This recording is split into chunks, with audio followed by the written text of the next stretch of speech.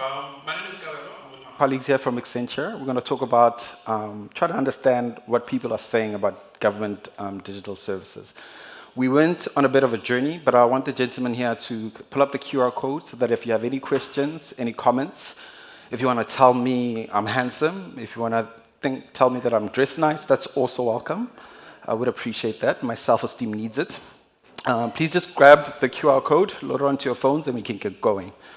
Presentation, please, gentlemen. Recent experience with the e-service was in the education sector, where at our schools we used to have tablets and we used to carry our digital cell phones, where we would download our study guides and share to other learners, where we would download past exam papers that helped us a lot when studying, because some of us did not have, those resources, couldn't even buy ourselves study guides. So it was much easier for us to just buy data and have access to the internet and download the study guide or the exam papers that we might need at that time. So it helped us a lot. I was really impressed with all the e-services the government has been providing us with. And yeah, it helped us a lot. Did anyone notice anything about what that young lady just spoke about? There was no mention of cybersecurity, back-end infrastructure, download, upload times. There was no mention of that. And the point we want to make with this short little presentation, a study of some of the data we collected over the past couple of weeks, is that on either side of any e-service delivery, there's a story leading up to, while it's happening, and then afterwards. And there's a very human story. Speaking of humans, these are my two humans. Let me get out the way. I made them myself. The little one has already very big opinions about which picture we should have used in her passport. She's 6 months old. And the older one is the chancellor who said, yay, I've got my passport, great, are we going to the airport now? And I say this as a way of dramatizing the points I made on the previous slide. The idea that we're not just delivering e-services, we actually are part of a long continuum of stories collected over millions and millions of people. And really what we are trying to do is outline some research that we conducted over the past couple of weeks and analyze it, and there's some really cool, interesting highlights we want to point out. And then we went into social media, and then we kind of evaluated like network performance across the country, summarize some findings and insight, and at the end, we make some really clear recommendations. But what's really, really important to understand is that the reason we looked at it from this perspective is that we were very privileged and lucky to be working with the team from SITA to have a small sample of the data they've collected from their perspective of the national level data to try and build from, to try and understand what is actually going on at a technical level, the raw data. We converted that into some kind of data story. But on top of that, we overlaid the conversations people are having about it in social media. And then lastly, the sample you just saw of that young lady telling her story is where the presentation kind of culminates. And what we started out with is a very basic analysis of like, okay, we looked across 97 services from across Citizen. Citizen includes such a broad kind of a description of what you might consider a citizen, non-nationals, et cetera, et cetera, et cetera. And then institutional. I found it funny that there's a service we built out from the beginning, and it was unknown. It delivers an unknown outcome, and 10,000 people had service requests. Very funny to me. In any case, what we wanted to do is play back some of the data from you. The first place we started in trying to further our understanding is how many different types of services are we offering on average? So from the sample, again, you can see that like by far and away, Home Affairs and the Department of Transport account for the largest diversity of services. That makes sense, right? We go to Home Affairs to do a variety of different things. And then we kind of looked at, okay, are there any departments that are adding and taking away services to adjust to consumer needs, or maybe there's some downtime they need to account for? But this really started to give us a sense of like how responsive we are from a service like building perspective. And then we like kind of pause that snapshot to overlay it with other understanding. When we looked at how the services are growing over time, we found that on average, like we are adding about 3.3 services a year in services, which is, I think, really, really good. It's good because it shows that there is a clear direction in which we are all moving. We are adding services in a fairly consistent manner. But what's happening is like there's a large concentration of services in very particular areas. And that kind of pointed us in a direction of, okay, we really shouldn't be looking here, we should be looking elsewhere, which is going to be the subject matter of the rest of this presentation.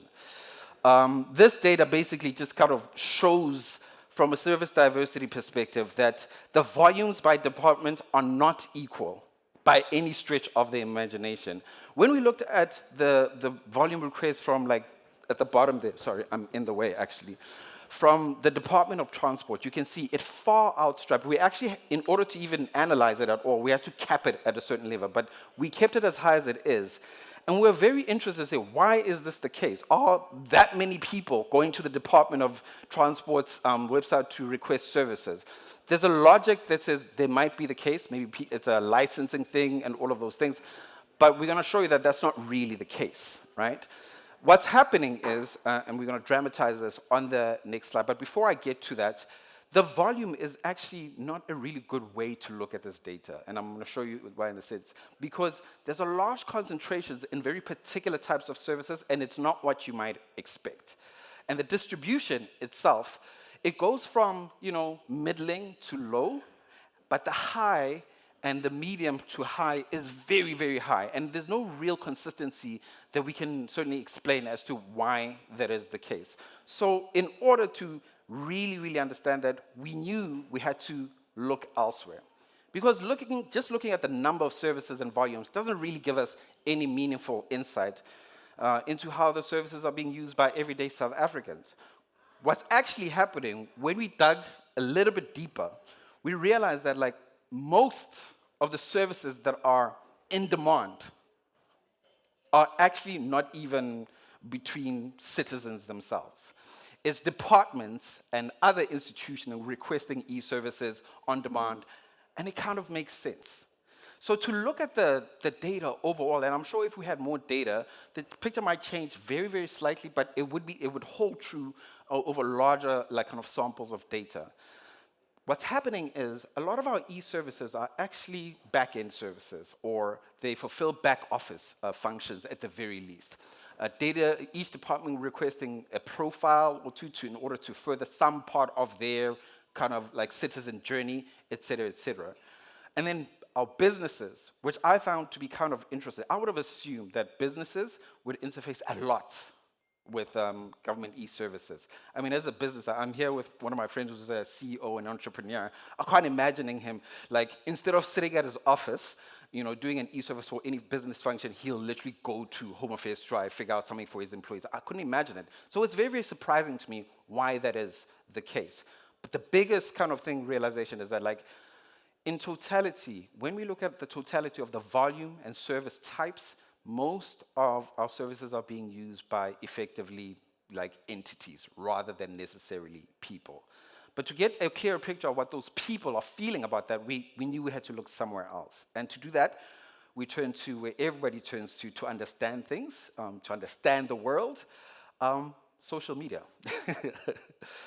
Basically, we ran over a long period of time to a couple of searches from a number of different search tools. The one we ended up going with was Brandwatch because it just had a wider variety of different types of services that we could kind of like double click into to try and understand, you know, when are people using them? Are there any trends? Now, this graph is a little bit misleading in the sense that we flatten the curve on purpose to dramatize one simple point. There isn't a consistent like usage of services as you might expect. Like as in every month of the year, there's almost more or less the same number of services being used more or less by the same type of people. That's not the case. There's very clear volume spikes. And we know this because when people are frustrated, the first thing they're going to do is like, yeah, I was at Home Affairs, and et cetera, et cetera, et cetera. And we know this, and not only from the picture, but later on, some of the user stories are going to actually dramatize this point. And further to that, we kind of looked at a very, very wide kind of sample, relatively speaking, about 4,000 unique authors. Most of them were males. Clearly, males have a lot more to complain about, or maybe we're just super sensitive, who knows. And then the location was actually fairly evenly split across the major cities, peri-urban and rural areas. Predominantly Android users. We're curious, is it a particular type of user that uses e-services? Are they predisposed to like kind of high-end phones? It turns out that's not necessarily the case. And lastly, this is kind of like a snapshot of what we looked at. There was thousands of mentions. I don't think it'll surprise or offend anyone to know that it was mostly negative.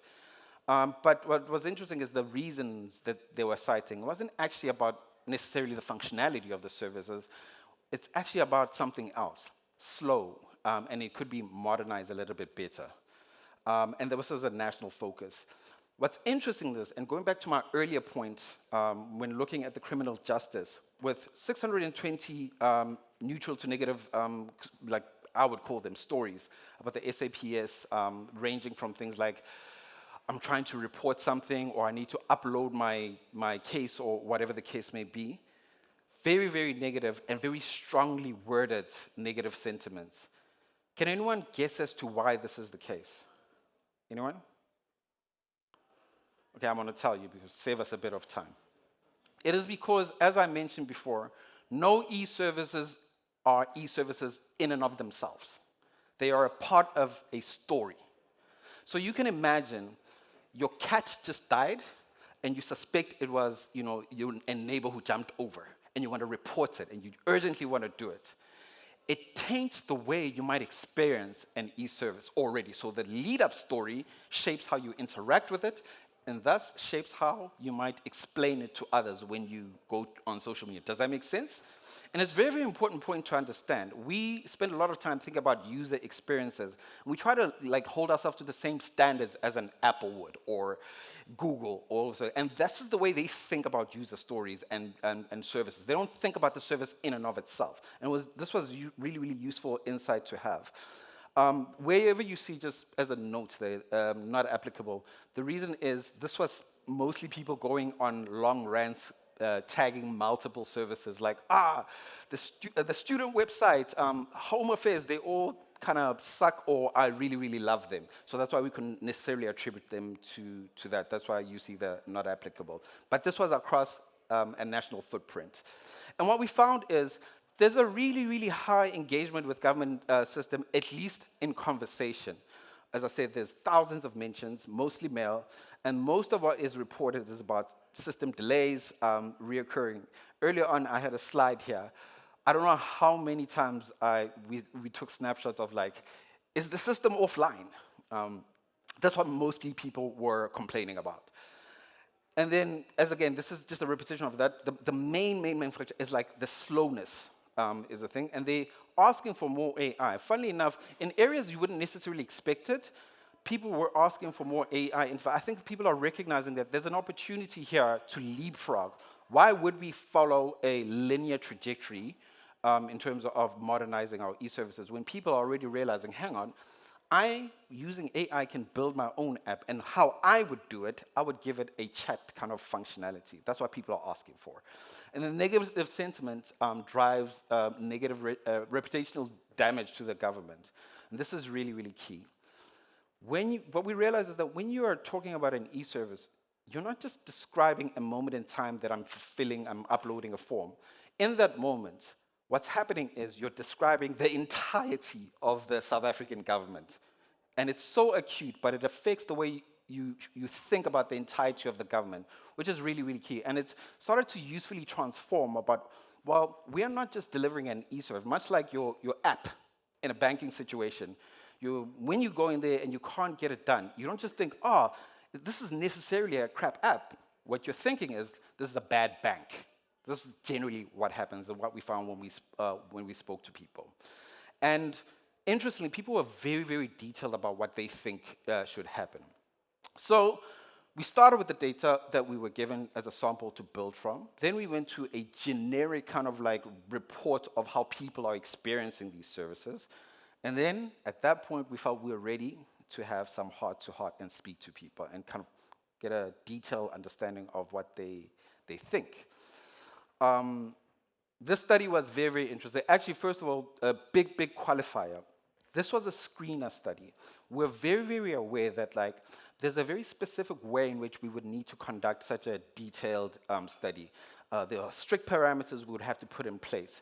The first step is, in order to even think about who we might recruit for these things, we had to screen a couple of people. And for that reason, we kept the screening process just to get a baseline understanding at about 80 people. But what was cool about doing it that way is that it meant we could get a lot richer in detail. So we have faux identifiable data. Because of our data restriction regulation, we didn't like ask for their full details. We just wanted to have the freedom to be able just to work with the data without worrying about POPI or the likes. And then this generic kind of like demographic, for the same reason as I just mentioned, geography, where are you from? They'd submit a video, and then the system would generate like a transcription so that it's easier to work with, tag certain things, and build on that understanding going forward. And here are some of the things we started to find. First of all, we looked at kind of like a regional distribution. As it would surprise no one, a large part of where the requests are coming from are 30% at Gauteng. The Western Cape does relatively well, but if you take the Western Cape and the Eastern Cape as a cape, you would say Gauteng and the two capes account for the majority of the utilization of data, and then everyone else is kind of like split evenly in between. Age groups, unsurprisingly, the 16 to 24 skews the picture a little bit, except for in Gauteng, where it seems like 25 to 34-year-olds in Joburg, when I say Joburg, I mean Gauteng, sorry, I apologize, skews it a little bit higher. And we think that the reason is because of economic circumstances are such that you have, more access, but more need for different types of government services over longer periods of time. And then 45 plus tends to trail off as one might expect. The thing we were a little bit concerned about when looking at this, it says there's a lot of people who are older who need e-services, probably a lot more. You can imagine when you are an elderly person, if you wanted to really think about a way to restructure these e-services, you would bias them towards them. Why? They are the biggest kind of like most impacted by the need to go somewhere. Most of them, I would imagine, from a socioeconomic standpoint, would not have the means to make frequent trips. And if you don't have the incentive to do it really quickly on your phone, you might just disengage from the system. This is a very bad thing. We're losing people, and we're losing sight of people, and we feel like it's very, very unnecessary, obviously. I think everyone in this room would agree. I don't think I'm saying anything controversial here. But the kind of core age group is the working population, studying and working population. And then what we looked at is the device distribution. Nothing really surprising here, except to say that, like I said earlier before, there's a picture of a South African generic user and of e-services. And we picture those people as being a very specific type of people. They're more affluent, and they have iPhones and all of those things. Pretty much the people in this room. But this is not the case. I think the lowest end phone was an Android from like, I don't know, the 50s. I know there weren't Androids then. But the point I'm making is that it's an older type of Android, which is telling us that there is indeed an opportunity to engage all sectors of our population if we do it right. And then we played back some of the responses to like, well, we asked them, we have data that kind of shows like what their internet penetration is, but we wanted to know how they felt about it. Remember, it's a story retelling. You might experience something at a factual level and feel very, very differently about it. So we asked them, how easy was it for you to get a government e-service? And that average 1.83 score is a really, really good score. We had to disqualify a few of our respondents for technical reasons, but by and large, it represents a good body of people saying it was super, super easy to find. That wasn't the issue. The finding and the knowing about wasn't really, really the issue. Because when we then asked them, Are you aware of government e-services? By and large, most of them were. I expected the data to show that like it would be home affairs related services, but this wasn't the case. The fact is, the most requested, at least in the sample that we have, was the employment and labor statistics. Someone can guess as to why that is, right? We are in a situation, obviously, as a country where people are always desperately looking for work in various stages or training for work and workman's compensation, all of those kind of things. And it would make sense that while that population would be more and more engaged, and it wasn't even close. I'd be curious to see when we expand the study, would we see the same picture? My suspicion is it would probably be more so. And then this gent, sorry, I need to give you a heads up. The next video, you have to give me audio, please. And go back a slide. So recently, I just used the e-services of the Department of Housing, and I used it to apply for a job. I was seeking a job post that I found easy to find, to verify, and to proceed in my application. So I was really quite impressed with how easy it was to navigate through the website from the internet. It's not all bad news, is it? To be perfectly honest, there was a lot of really, really good feedback. It was so funny. One of the respondents that we were interviewing, you could tell he's probably here. He was from the IT services industry because his recommendations weren't just like, yeah, I want a better user experiences. He went down to a UX design. He sounded like he was pitching an idea. I thought that was very, very interesting. But from these rich user stories, I think I've already mentioned that. The last time I used the e-services was last year in my matric. I was looking for past peoples, this was during my final exams. I was looking for past peoples to use a study material, and finding them was pretty straightforward, pretty simple. All I had to do was type in DDE past peoples and it would show up as the first link. So I clicked the first link and it would take me to the DDE website and it would show me a list of years. So for example, 2024, May, June, or 2024, November past peoples. And once you click on that link, it's very straightforward. It shows you the list of subjects. You just click on the subject you're looking for and you'll be able to download whatever past papers or just a few.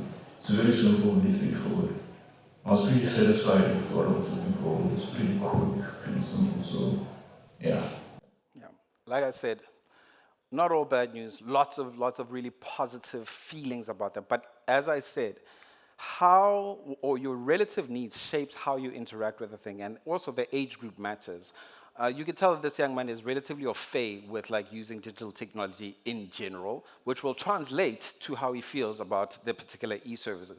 I bet you if all of us in this room here were asked to write matric, first of all, please don't. It would be a disaster. But for argument's sake, let's say you had to go redo those steps as well. I feel like that experience would be very, very different to what this young man just went through, and to what this young man kind of experienced. Which is linked to this next graph. So we asked the question, complete the following sentences and ask them to rank them. The government e-service you're most likely to need in the next year or two are for, and by and large, furthering education for me or someone close to me. That was super interesting. Again, if you go into that, prior to the study, I think a lot of us would have assumed that it would have been like, to get a birth certificate. But when you go back, there's a reason for this. Births are a very acute, and they affect a very specific time in people's lives. And getting an ID, and etc. And most importantly, they tend to be one-off use cases, meaning after you get your birth certificate and ID, the chances are you won't need to do it again anytime soon, unless you're like some of us who tends to lose wallets and then you're at home affairs every second week. But the point is, these types of services, the reason you're seeing that is because they're not acute because they spread over large tranches of time. There's lots of people who are always in the market, always online looking for such services. Audio, please, and run it back. experience of using one of the e-services platform. I applied for my maternity leave, submitted everything online. The platform, or rather the website itself, is not difficult to use. It's user-friendly, easy to navigate, and so forth. However, I was dissatisfied because I still had to go to the department and reapply, go through the steps all over again. And that we heard a lot of. I think what frustrates people isn't necessarily, as I said, it's part of a longer story.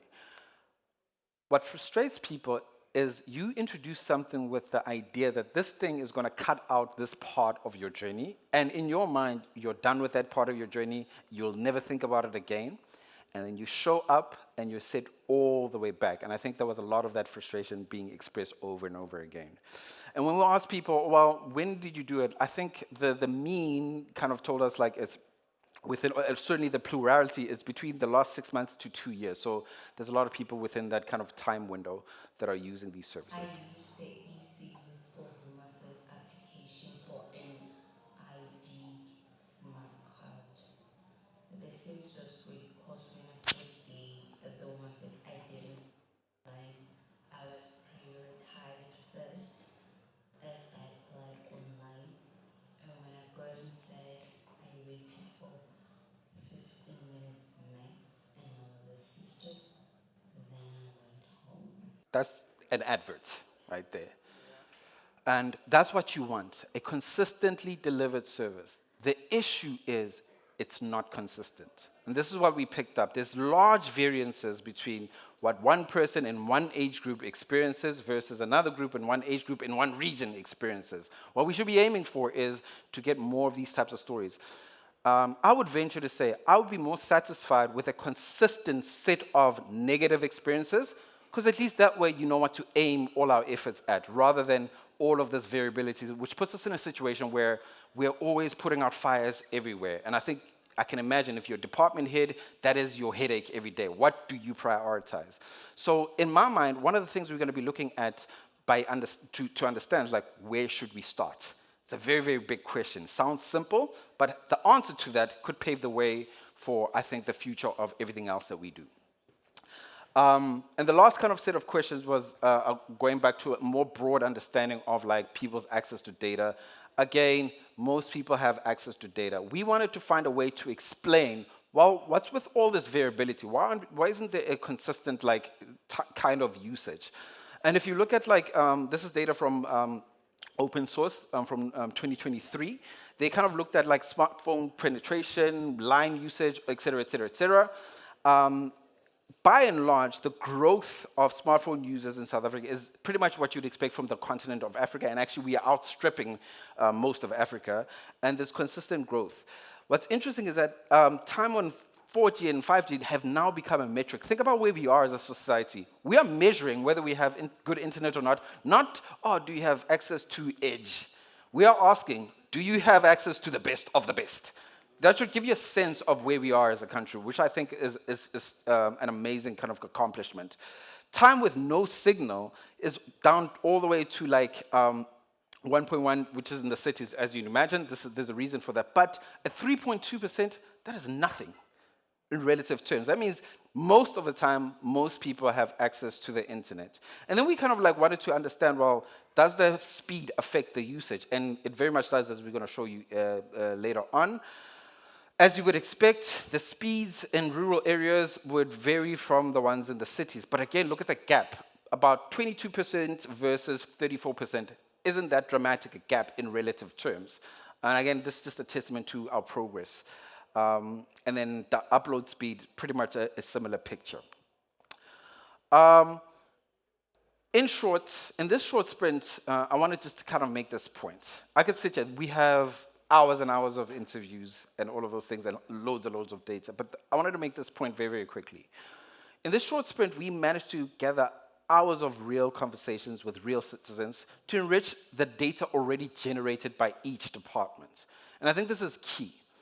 This was a very short sprint aimed at understanding what even the shape of the problems are before we even have an attempt to even tackling them.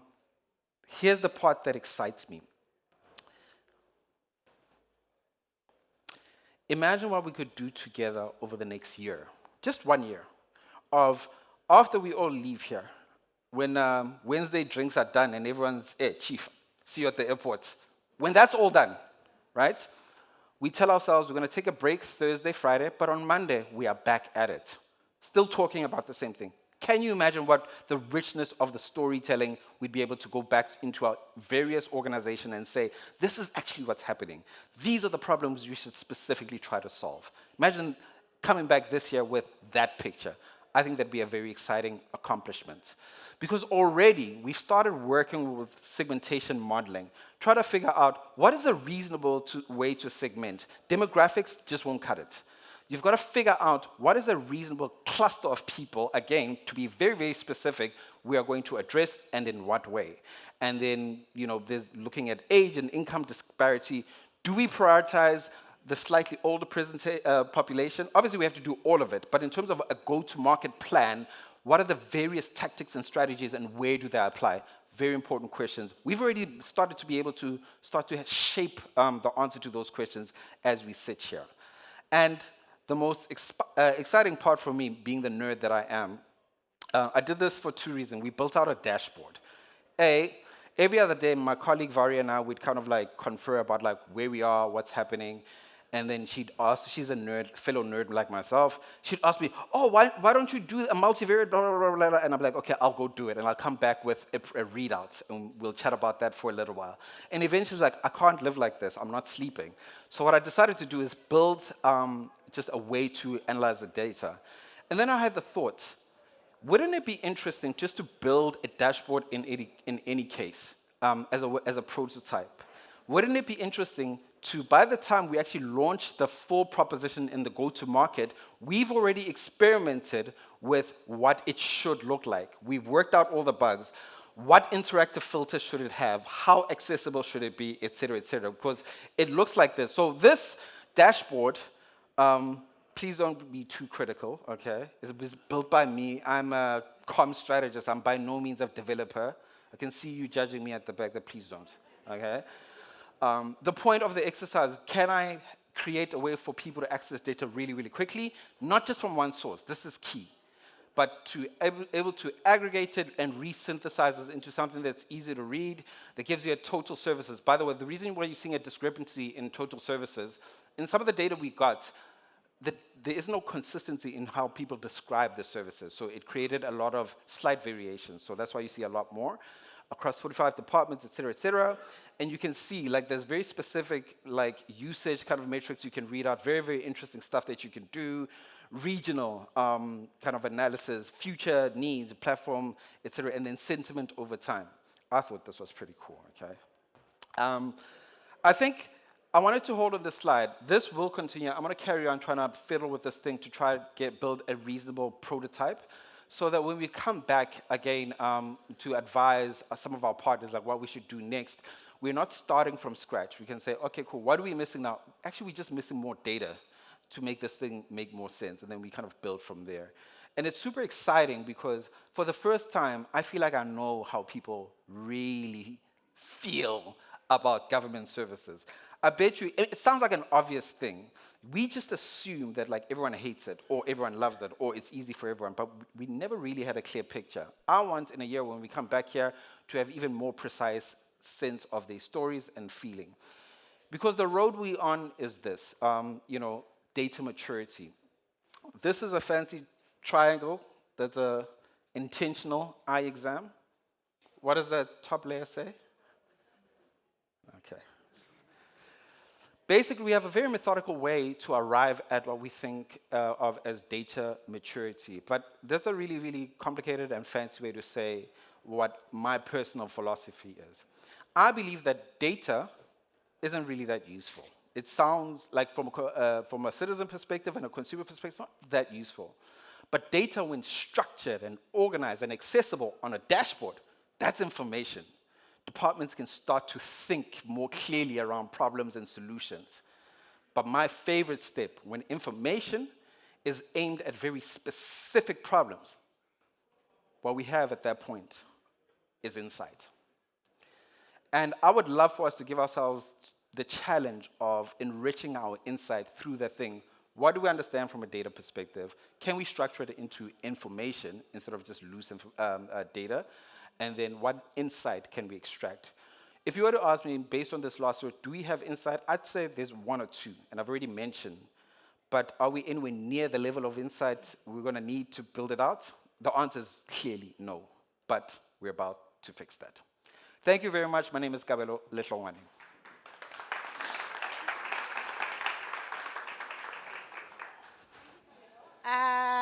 Before you go, that was very interesting. I want to just give an opportunity for people to ask questions.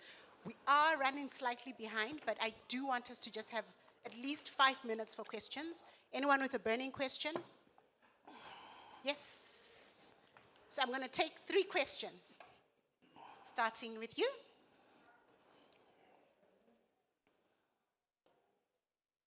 Good afternoon, Kabelo. Good afternoon. Thank you very much for the presentation, very interesting.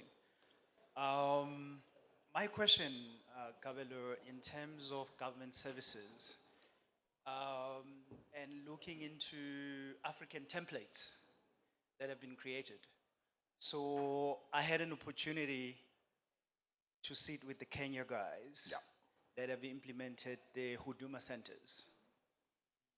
So, because the challenge we have in this country, we talk about smartphone penetration, but the key issue is the access to data at a rural level is actually not there. Yeah. So we cannot start to create government services that are not accessible to the poorest of the people that we need to address. Yes. That is the first point. The second point for me becomes the issue of towers of government that are not speaking to each other. Not because they can't, because they don't want to. So, and then you go back into the Kenya template. How Kenya actually was successful. This project was sponsored by the president. And the president called the entire executive and said, you shall do. If you don't want to, there's a door. You see? Yeah. Because without that sponsorship, we can be gray. I can tell you right now, Department of Transport, they say they've got e-services. You go to the e-services, you start the process, and then it stops. You have to go and pay at that's not e-services, it's just waste of time. Yes. So we can talk and say it's e-services, it's actually rubbish. And we need to actually say it like that. So, and I'm hoping that as we're going ahead with this project, we're going to start to address the actual issues. 100%. Thank you very much. I just want to respond to this because I agree with you. I've looked at the Kenya work. I think it's fantastic. First of all, Kenya does a lot of other very, very interesting things that we don't have time to get into. So I don't want to do it injustice. So I'm going to leave that, park that for now. I want to address your second point about government not talking to each other. The work that I do, often I'll go to a client and they'll want to do a particular thing, and then they'll have someone on the executive team who disagrees. Sometimes my job is to make them forget about the fact that they even exist and say, here, don't worry about what you want, Mr. and Mrs. Client. Here's what your consumer wants. What do you want to do? And that's part of the power of this exercise. I would love, Cyril called me the other day, I'm joking. I would love to, at that executive level, to have a point of view that's not shaped by the whims of each of us in this room. I don't really care. I don't have a strong preference one way or another. I would love to be the voice of the citizen and say, hey, listen, which was the initiative, by the way, to have a voice for the citizen. This is what the thing should be. And you're right. If more people say, like, the idea that at some point I've got to stop a Department of Transport and hop over to an entirely different room is not an e-service, if you have enough of those issues, guess what? That creates a priority. And that's how we should be thinking about it. Thank you very much for the presentation. It's really very interesting. And I want to touch our thing from GovTech. The one data, one citizen, one safety. We needed to ask ourselves, what we needed to do to make this real? And the e-service is the answer. When we think about government e-service, if we look at all of the government developed with different e-service, but they not talk to each other. When we say one data, one citizen, this means one login with your ID, you should be able to access all e-service provided by government. And actually, I'm quite interested with the topic on e-service. I did do some research 8 years ago. And they think about regarding different category of e-service. If we think about government to public, government to government, government to business, business to citizens. If we think about business to citizen, use the banking as example. How do you feel the e-service from banking? They are so successful. Why we cannot be successful for government to citizen with the e-service? Yes. So we need to question ourselves. And also think about the access from rural area. Because the people don't have the smartphone to access or don't have the data. We need to think about solutions. How we can make the data available to make cheap or zero add for certain people. 100%. And then you think about the e-West project. I hear e-West project a few years ago. Most of us, we have a contract. 2 years, you change your phone. And the contract usually use smartphone, right? Do we think to use this smartphone to allocate it to the people who need it? This is we need to think about some action to address and to make sure we success. We come to the same. One data, one citizen, one safety. 100%. I don't know that I disagree with anything you've said, so yes, I can just confirm everything you've said, 100%.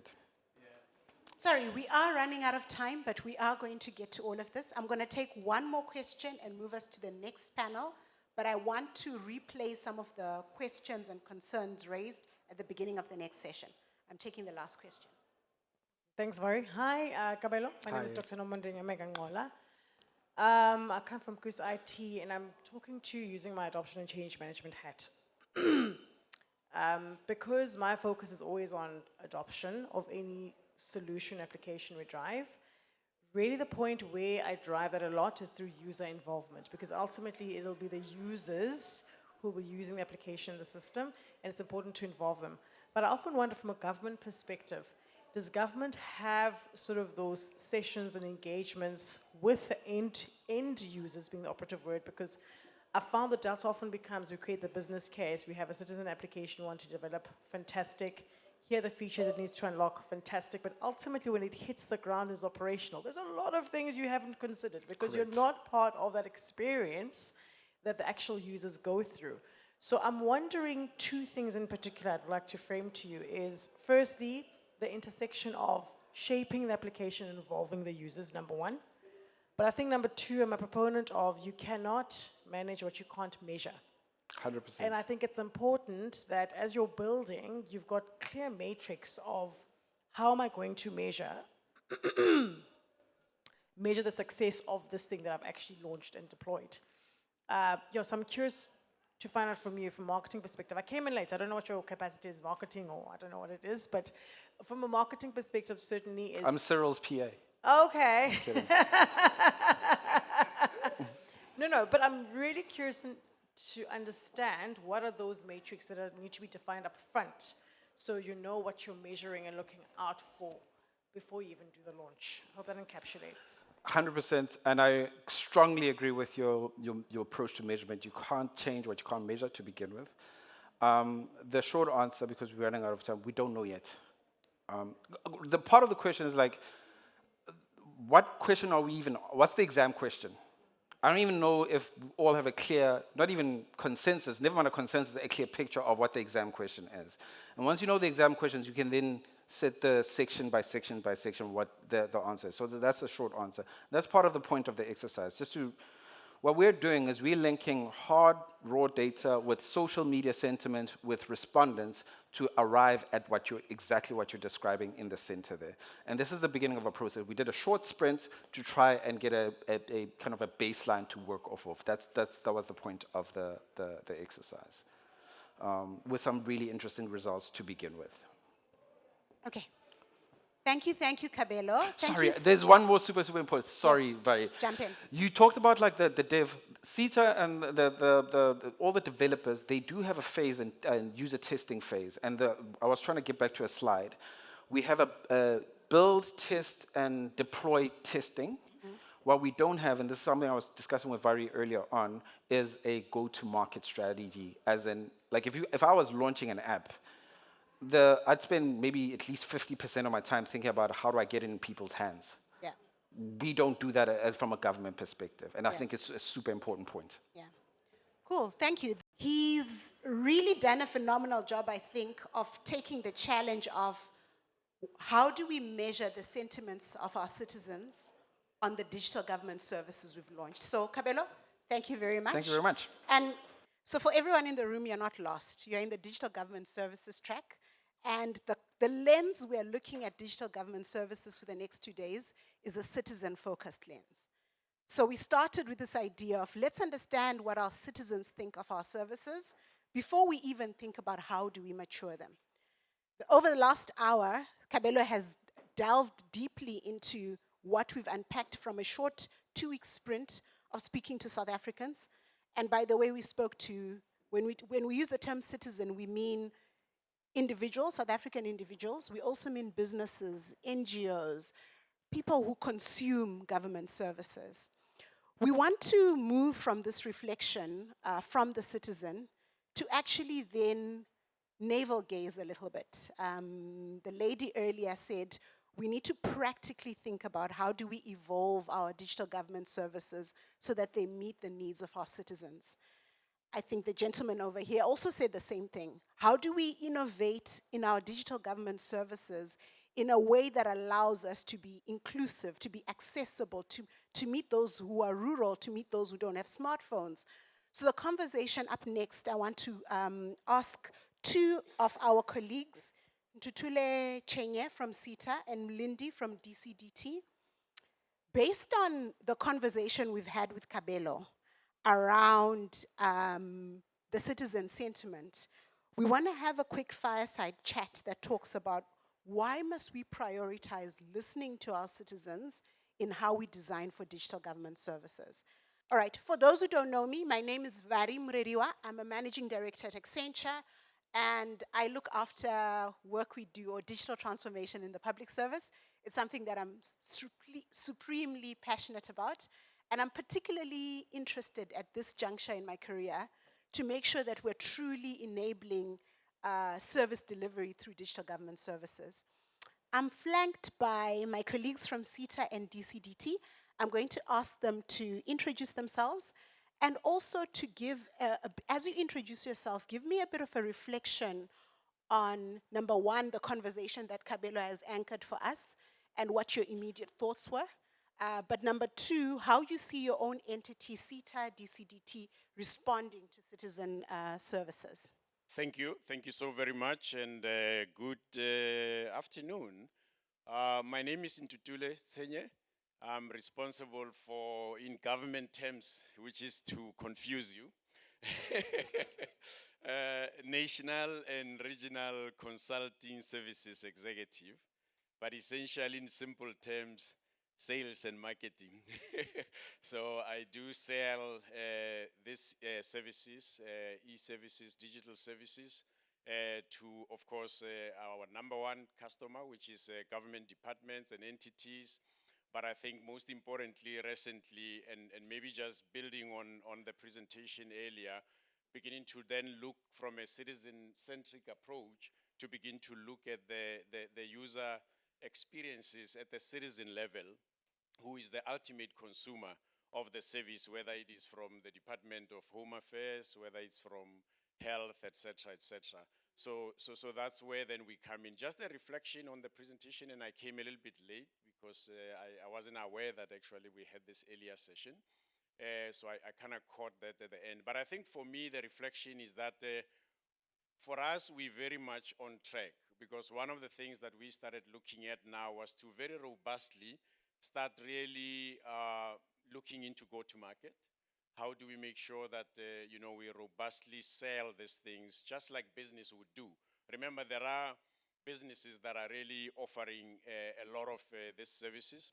And I think for me also, it's a question of how do we collaborate? How do we work together to make sure that we've got a whole of government thinking as we then talk about the various services? Because with that, so for us, if I may just quickly summarize, I think there are three key buckets of issues that we're dealing with, both from a government as well as from a citizen perspective. One is obviously speed, you know, building efficiencies and so on, people feeling like they can get things quicker, like the way they would get things from Take a Lot, etc., that actually they can get that experience because that's the experience that they've got, that's the experience that they used to. So speed is very, very important in delivering that.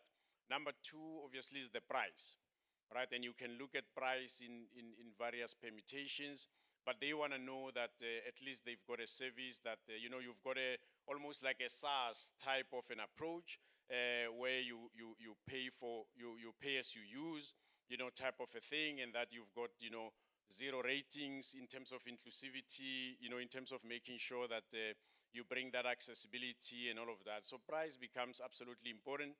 And of course, lastly will be what we would call user experience, but maybe from our language, we'll talk more about the client convenience. You know, and I think Kabelo was talking about that just now to say, and I think the videos that we saw, where now you're beginning to get, you know, testimonies of your clients. And perhaps that also talks to the question that the doctor asked earlier on around, you know, impact and how do you then value that? I think those feedback loops become absolutely important, you know, in the services that you deliver. So maybe I leave it at that for now. No, thank you, Dutule. I think on my next lifetime I'll be a salesman as well. Colleagues, my name is Mlindi Mashalogo. In government, they've got all these fancy titles. You know, they call me a DDG, which is a Deputy Director General. So I'm responsible for what we call digital society and economy. So the portfolio spans from digital government to data management to the emerging technologies, as well as citizen empowerment and scenario development. So you'll see that it's a huge value chain that I deal with. But I think for me, importantly, you know, this journey of the digital government is one of the areas that I've been very passionate about, you know, because, you know, coming from the rural areas, I understand some of the challenges that our societies face, you know, especially that you have to go to town, you know, you're gonna pay a significant amount of money to access a particular service, and you get there, the queues are long, and you end up not even getting the service on that particular day. So I think some of the important things is for us to look on the citizens and see what other citizens want. Because one of the things that I find sometimes is that we look on what we can do, and then you know, you continue doing that because we say that, okay, no, I've got some money to digitize some services, so let me digitize this. But are these the priority services that the citizens want? And we find that sometimes they are not the ones. And I will tell you sometimes, because we don't understand what the citizen want, I will tell you, like in my previous life, you know, as an engineer, so I remember when we started, you know, with the 3G networks, right? People who are older will understand the 3G, 2G and all that. So the selling point for the 3G was that people will be able to make video calls. That was like 2003, 2004. But I can tell you the 3G networks are deployed. Nobody was really interested in making video calls until only recently now that people are actually using video calls. So that's why now you say that, you know, you don't understand what the citizen want, but you say that, no, this is my selling point to the citizen, but you don't actually understand the citizen. So I think those are just the key points that I just wanted to highlight on my side. That's very interesting. I love what you've both shared in terms of, starting with you, Mlindi, understanding the citizen. And there's a couple of insight points that Kabelo shared that I want us to unpack a little bit, aligned with understanding our citizens. to the comment made by the first question. And he was drawing this parallel with Kenya. And what Kenya is very good at is really understanding its people and innovating for its people. So if you look at these, I think Botswana tried a similar model of Le Kotlas, where you can go to a local government center and access all of these digital services with support from a human to make sure that you are able to fully complete a digital journey. And I think Kenya's done quite a lot, managed to really improve the digital maturity of its citizens through things like M-Pesa and what the government has done, right? So I guess my question with you both is, how do we as South Africa think, as the South African public service, begin to think about innovating our digital services in a way that meets our citizens where they are? So for the younger generation that want to be digital, how do we meet them where they want us to be? How do we make sure our elderly and our rural citizens are not left behind? How do we make sure it's inclusive and pragmatic to the realities of South Africa? And I'd love to get the perspective from both SITA and DCDT. Can I start? Yeah, I think for me, on that one, I think that there's various things that we need to do. I think firstly, if you were to understand that sometimes, the frustration of the citizens that are the process that you normally take, and sometimes you'll find that you digitize the process from the manual to a digital, but you still keep all those hoops in there. And you find that now you're just digitizing the frustration, literally. I think that is where we normally, fall short on some of these things, because you have to understand and say that the citizen need to come from here to here. So what should then be the shortest path for the citizen to actually reach the particular service? Because I can tell you, I know that we got a good review from Home Affairs. I must say that I lost my ID last year. So now you go to the system, you put a date there that, okay, no, this is the date that will be available. You get to, the center, because remember the ID still, you have to be there physically. So you go there, and now you've got an appointment, and you get there is a queue. And you say, but what are we digitizing if you're still gonna get there? Because for me, if you said to me, my time is between 9 and 10.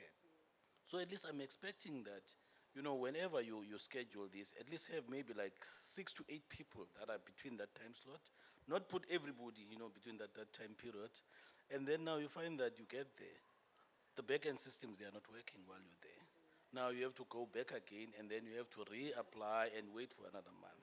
I think that is where we sometimes fall a little bit short in terms of, what we are currently doing. Yeah, no, absolutely, and I think I'm completely aligned there. And I'm thinking of an example actually. So with the NPA, we've got a program where you want to make sure that the victims of gender-based violence, things like rape and so on, that they can give the testimony at court and all of that. So often they wouldn't be able to, and they shouldn't be, going all the way to town and to sit in there. So we've set up these Tutukani centers as an access point. You were talking about community access point. So as an access point, where now, of course, you'll have some change management training just to make sure that the people will be able to, utilize the services there. And we find that is working very well, right? Because they can do video and all of those. We've also, just thinking about here, in KZN, last year, they had a huge drive for public works program. But wanted to do an e-recruitment, program, which we then did with them. Very, very successful as well in terms of, usage. I think we were looking 6,000 odd people that were coming in immediately because everybody wanted the job and all of that, right? So issues of language, in terms of access, those user experiences, I think it becomes absolutely important that you take those into cognizance. Mapping the user requirements and all of that as you go along. We currently have got, and perhaps before I get into that as well, Lindy was talking earlier also about enabling infrastructure behind, because when you start talking rural areas and all of that, you've got to think about access. How do you make sure that people do have access? So one of the things we're looking at is, again, your kiosks and so on that would people would access technology from. But of course, everybody's got a mobile phone and all of that. So hence, then one of the things that we needed to look at with Mlindi was then to then look at the current e-services portal that we've got, which hasn't been that well used. I think we've got about 1 million odd, from an adoption perspective. And now we're taking all of this with the super app that was being, launched here. We now are putting all of those services now on a mobile app so that they are easily, accessible on that. We're looking at other things as well, like, your zero rating, from a price perspective. And I think all of those then ensure that you do bring, a level of access, to an inclusivity, democratizing the access issues and so forth. So I think, yeah, those are some of the things that I can think of at this point in time. Can I just touch one area as well? Because now when we go through this journey, we have to understand also that we do have some sections of our population that you'll find that they don't have like the right digital skills as well, to access these portals. So we need to make sure that, these services, they are accessible, that even Ugogo Emakaya can be able to access these services.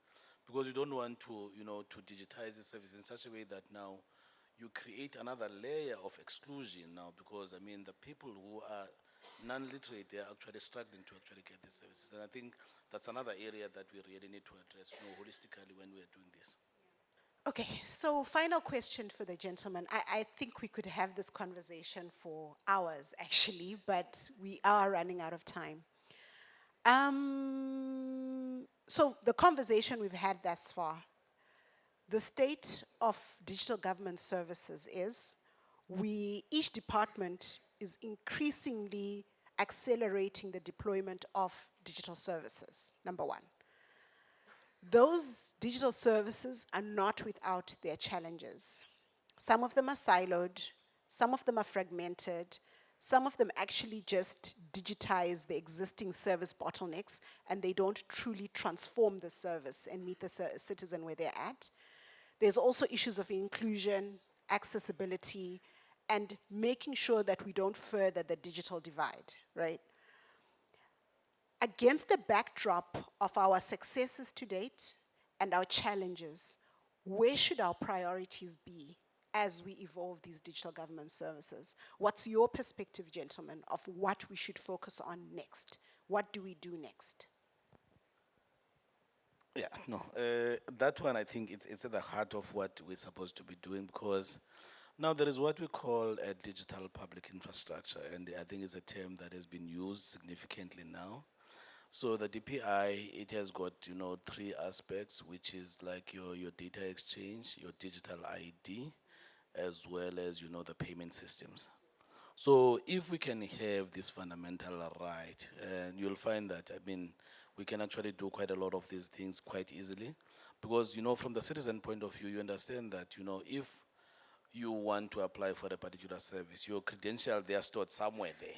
So you shouldn't be able now to say that, okay, I applied for the service, but now I still have to upload my ID again. I need to upload this again.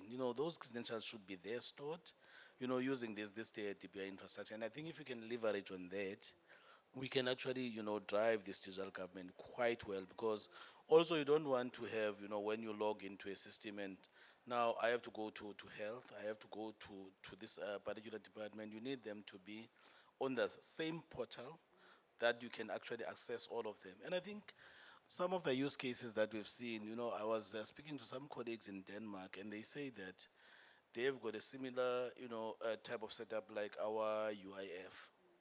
the social grant system. So what happens is that immediately when you lose your job, so they will check, because you have just submitted, that, okay, you've either been retrenched, so which means that you need to have your UIF processed. So that process is actually automatic on the back end. Because immediately when you say that, okay, you've been retrenched and you are below the retirement line, so that process kicks in automatically when you just get, a message to say that we are processing your UIF. And if you are retrenched or you get to 60 or 65, and then you are due for your grant and all that. So that process also happens automatically on the back end. So I think that that's where we're supposed to be, when we're actually going through this digital government. Thanks. No, thank you very much. I think a couple of things from my end. Certainly, I think number one for me will be, mobility, right? Take everything to mobile very quickly, right? Because, we've seen the stats in terms of access to smartphones and all of that. So that should be important. But maybe just from an approach perspective, I would say one, whole of government thinking that I spoke about earlier. We've got to integrate, so that we pull these things together. So it becomes important. Number two, I think, how do we build those then efficiencies? Let's have the shared platforms, and I think it talks to the whole of government approach, right? Shared platforms, standards. Let's standardize these things. Let's make sure that they, we sort of like, industrialize, the production of these things so that it's cheaper and more efficient. I think for me also agile, and interactive, iterative development as well, so that you can be able to test these things, you can learn across the way. I think we were talking about the user mapping and all of that, the requirements from the clients. Understand what is it that your end users actually want. I think so that you can scale as well. And I think maybe number three, I'm looking more at, your cloud computing. We've been talking a lot about AI. How do we then build efficiencies, through AI? We've seen, language programs and all of that to just make sure that let's just overlay, all of these things with AI. I think Lindy was talking about the digital ID, which is something that we've been talking a lot about, have a seamless, sign-on, single sign-on into the services so that you don't then move around.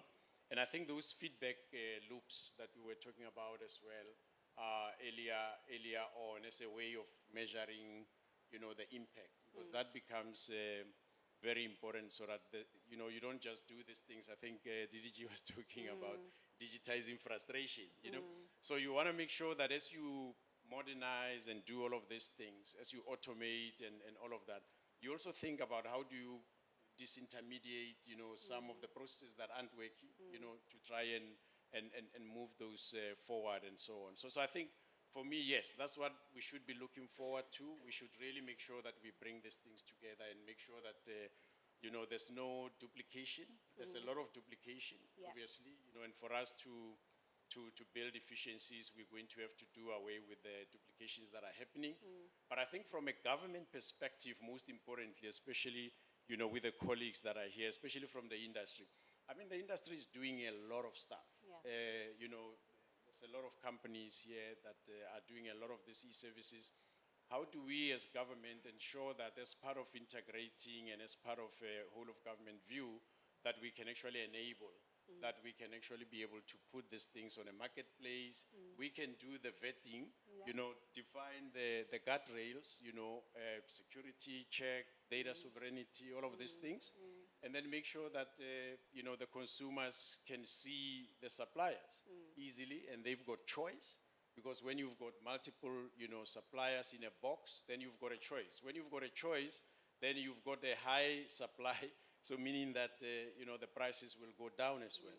But also services will be delivered with speed, and you begin to address, those critical questions that we started off with as challenges for the government. I think just one last thing on my side as well is to say that we are piloting one solution, which is a modular open source identity platform.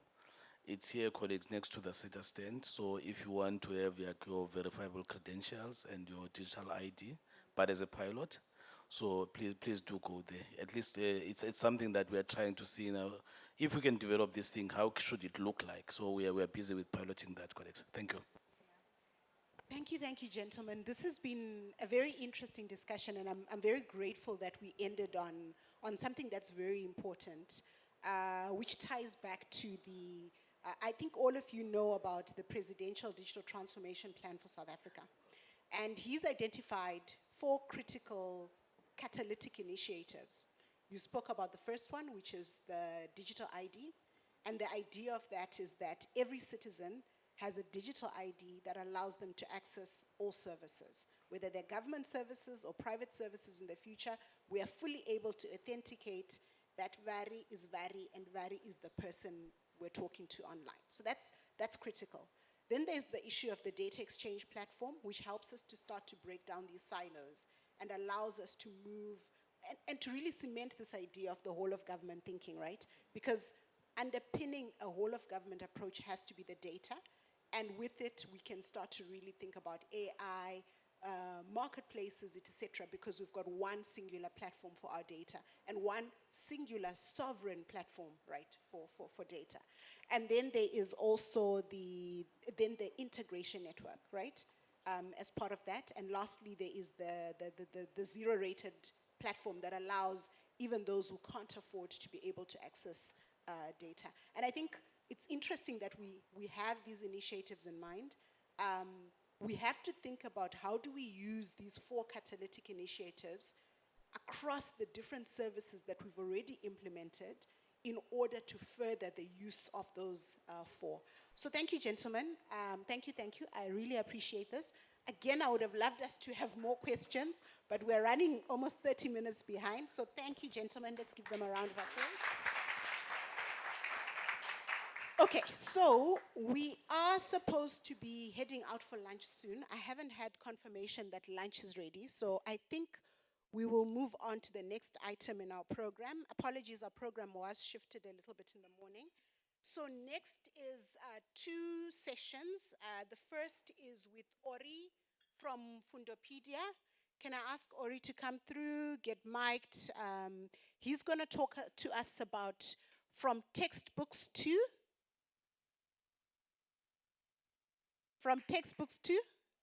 classrooms, yeah. Thanks. Actually, you can use this mic so that we are good to go.